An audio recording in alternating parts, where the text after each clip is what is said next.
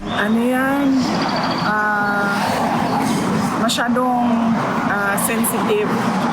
Mga ganyan na mga tao na apektado sa opinyon ng ordinaryong mamamayan ay sensitive, insecure, at takot. So, that is the power of the individuals that they are going after. Takot sila dyan sa kanila.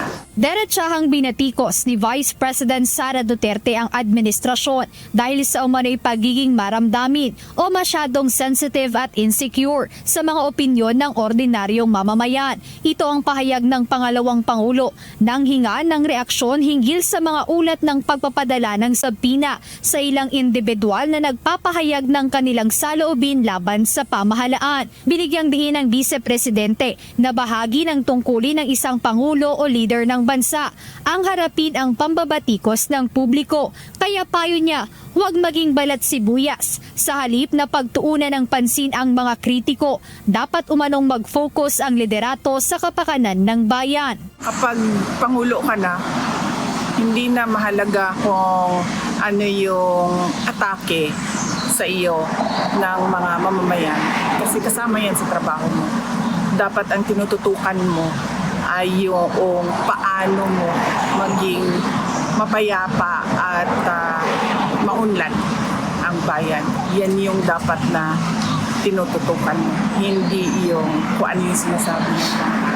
Ipinaliwanag ni VP Duterte na ang kawalan umano ng focus sa trabaho ang dahilan ng pagtaas ng unemployment at utang ng Pilipinas na umabot na sa 18.49 trillion pesos. As expected, kasi hindi naman nagtatrabaho yung buong administrasyon lalong-lalo na ang Pangulo. Kaya nga sabi ko pag ikaw Pangulo ka na, hindi mo na iniisip kung anong sinasabi ng mga ordinaryong mamayan, hahabulin mo pa ba yung mga nasa social media, nasa Facebook, na naglalabas ng kanilang mga sentiment. Hinaing, yes, hinaing, mga galit nila, hindi na. Ang dapat na ginagawa mo, tinututukan mo yung trabaho mo. At pag hindi mo tinutukan yung trabaho mo, ganyan yung nangyayari. Tumataas ang unemployment, nangungutang tayo ng nangungutang. Samantala, binigyang diin ni Vice President Duterte na hindi siya nababahala sa posibilidad na matanggal sa pwesto sa gitna ng usapin ng impeachment laban sa kanya. Ayon sa Vice Presidente, hindi niya kailanman hinangad ang pagkapangulo at handa siya sa anumang kahihinatnan ng kanyang panunungkulan. Alam niyo naman na hindi ko gusto maging president.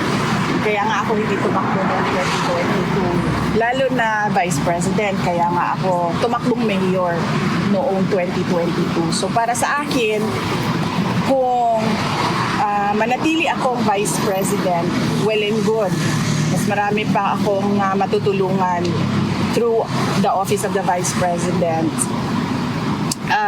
Kung hindi man din ako maging vice president, okay lang din sa akin. Dagdag pa ni VP Duterte na hindi siya desperado na kumapit sa kanyang posisyon dahil handa siyang magpatuloy sa pagtulong sa mga Pilipino kahit wala na siya sa serbisyo sa gobyerno. So, yung makakatulong pa rin ako sa mga tao sa ibang capacity na, sa ibang pamamaraan. So, either way, hindi mawawala yung capacity ko na tumulong. So, hindi ako parang gigil ba doon sa posisyon. Kasi kahit anong posisyon naman, kung gusto mo talaga tumulong sa tao, pwede naman yun. And na-experience ko yun. Noong hindi ako tumakbo for congressman noong 2013, pagkatapos ko nag-mayor, hindi ako tumakbo sa politika. Nag-abogado ako and nakatulong din ako, hindi as far and wide as the office of the Vice President, pero nakatulong din ako ng mga tao bilang abogado.